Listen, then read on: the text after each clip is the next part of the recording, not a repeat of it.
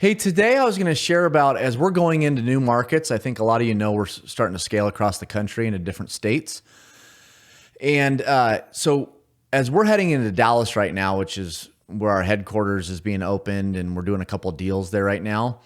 My only role in our company at this point is to sell our deals. So, and we know that there's 6 milestones and when you can exit a deal and or get paid, and your exit or payday don't have to happen at the same time. Well, so this particular deal I'm working on in Dallas, we are accepting offers at preliminary plat approval, land use approval, paper lots, whatever you want to call it. And so I'm going into this new market, and I don't have a relationship with all the players in that market. I don't have a relationship with any of the players in that market.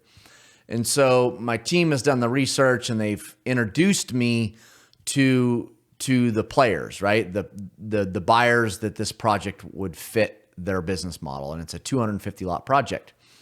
And so I'm putting it out there to get offers at approval.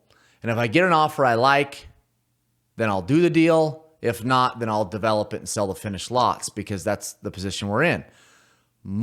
All of our deals these days, well, not all of them, but most of them, we're selling at approval just based upon the marketplace and what's going on and how motivated builders are for lots.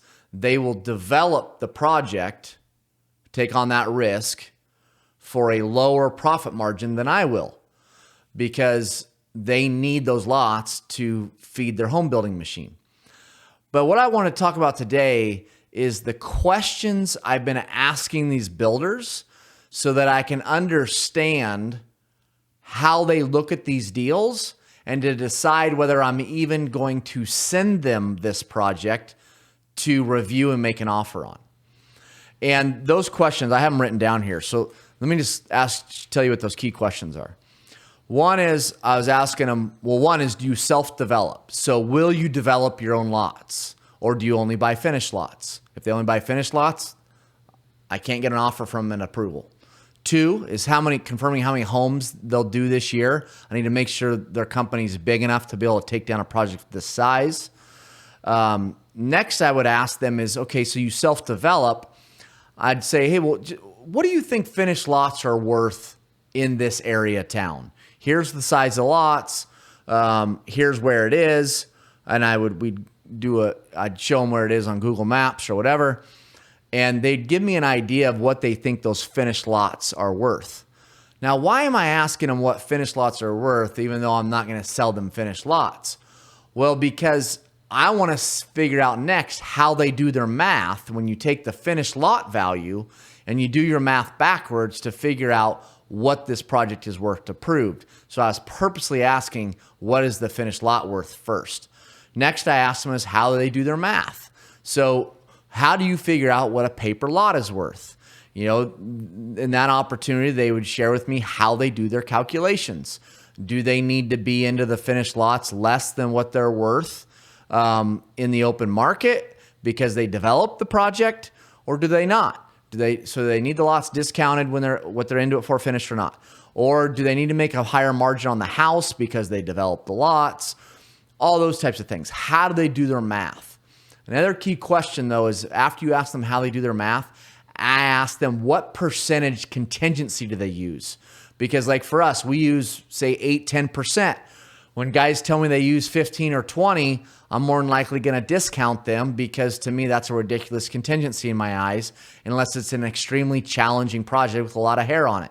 So I ask them, what is their contingency they use? I ask them, how soon will they close after the preliminary plat is approved, after the land use approval?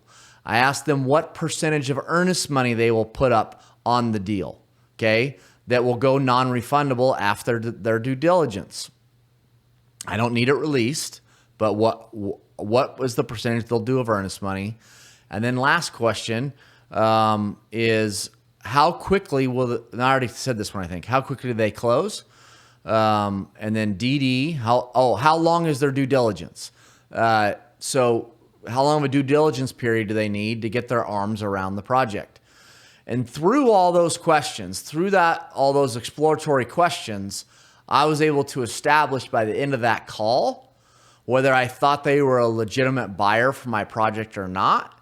And if they were, then I would send them over all the details and let them know that we are accepting LOIs at this point, letter of intents, that then we will decide from there, what buyer we're going to go with. So I just thought that'd be valuable as I'm going through that exact process as we're moving into a new market. So with that said, take care.